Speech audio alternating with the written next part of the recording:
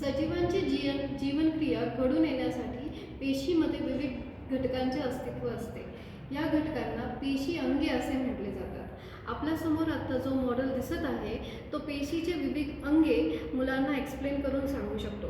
याच्यामधली एक सजीवांच्या पेशींचे प्रामुख्याने दोन प्रकार आहेत, वनस्पती पेशी व प्राणी पेशी.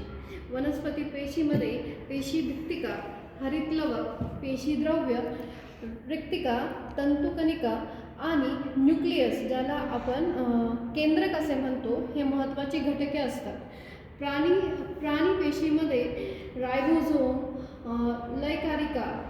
लयकारिका जी असते ती वनस्पती पेशींमध्ये नसते.